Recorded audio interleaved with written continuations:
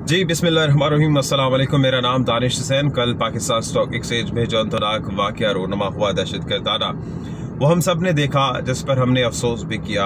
और ये एक ऐसा वाक़या है जिस तरह के बेशुमार वाक़यात पहले हो चुके हैं। ये अल्लाह ताला का ख़ास करम है कि इन वाक़यात में कमी आई है और काफ़ी हद तक कमी आई है, लेकिन फिर भी ये अंदराक वाक़या रोनमा हुआ। मैंने एक यूट्यूब की वीडियो में पहले भी इशारा दिया था जब मैंने लद्दाख की बात की, और उसमें मैंने ये कहा था, अब मैं इस डिस्क्रिप्शन में नीचे लिंक भी दे दूंगा यूट्यूब पर, जिसमें मैंने ये कहा था कि अब लद्दाख में जो हज़ीमत भारत ने उठाई है उसको अब वो मिटाने के लिए पाकिस्तान पर कुछ भी कार्रवाई शरंगेज कर सकता है, खा वो बॉर्डर पर हो या खा वो बॉर्डर के अंदर हो।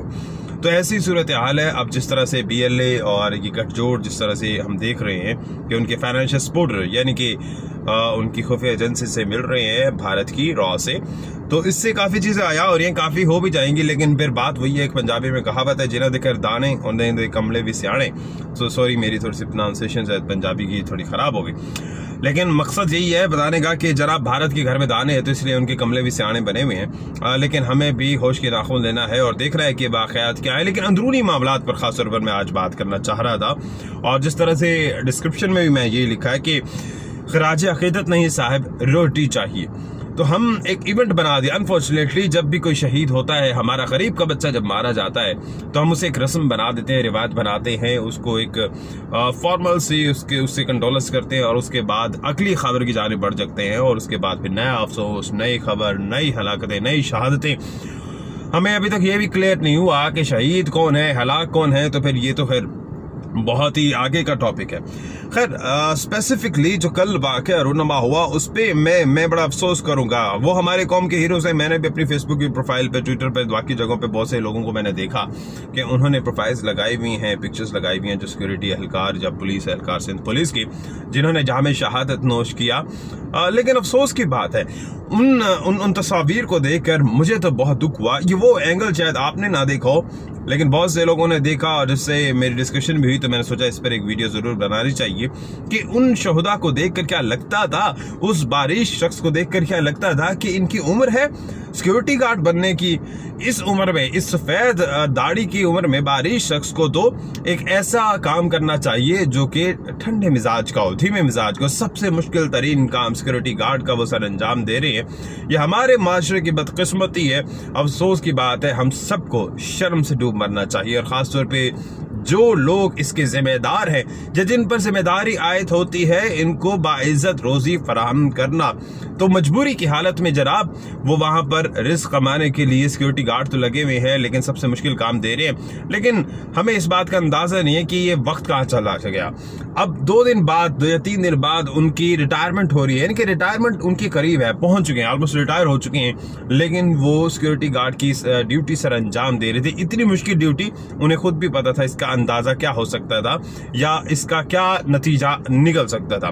और उसकी वजह से अफसोसनाक सूरत हाल ये है कि कल जो सिक्योरिटी गार्ड हसन जो शहीद हुए यहाँ पर, जब ये खबर उनके घर में पहुंची, कोहराम बरपा हुआ, और उनकी बहन ये सदमा बर्दाश्त न कर सकी और वो भी इस जहान फानी से कूच कर गई।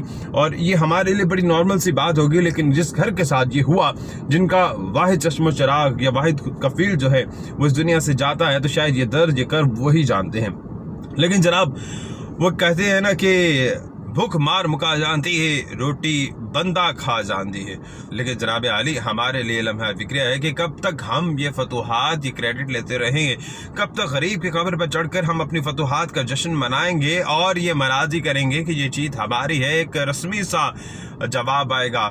लेकिन अनफॉर्चुनेटली क्या हमेशा ही ऐसा शख्स जो अपनी रोजी रोटी के लिए निकला है वही कुर्बान होगा, और उसी की कुर्बानी पर चढ़ के हम हुक्मरानी करेंगे, हम राज करेंगे, हम अपनी फतूहात का जश्न मनाएंगे? क्या ये कब तक चलता रहेगा?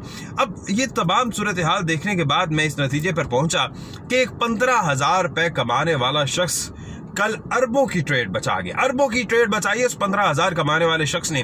लेकिन बदले में क्या उसे मिला? उसको चंद जबानी कलामी जवाब, थोड़ी सी लाख, 2 लाख, 5 लाख ज्यादा से ज्यादा उसको एड मिल जाएगी, और उसके बाद क्या होगा? उसके बाद खामोशी, और वही मामला चलेगा। और उसके बाद चूंकि गरीब का बच्चा था तो सभी भूल जाएंगे और ये खबर तब तक ही खबर रहेगी या स्क्रीन पर या सोशल मीडिया पर जीनत रहेगी जब तक इससे बड़ी खबर नहीं आती। जैसे इससे बड़ी खबर आ गई, थोड़ी सी 1 पॉइंट भी नई खबर आ गई तो इसको कोई पूछेगा भी नहीं, किसी को पता ही नहीं चलेगा कि सिपाही शाहिद अली कौन था या सब इंस्पेक्टर कौन था या हसन सिक्योरिटी गार्ड कौन था।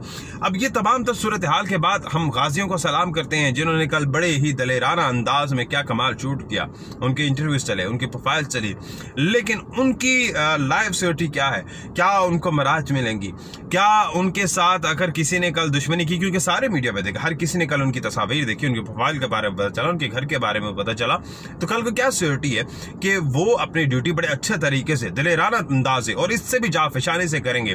बेशक उनकी जो जॉब है उसमें शहादत भी लाजिम है और गाजी होना भी लाजिम है, लेकिन उसके साथ साथ अगर किसी की अंधी गोली खुदा न खासा कोई भी नुकसान हो गया या उनकी फैमिली के लिए तो उसका जिम्मेदार कौन होगा।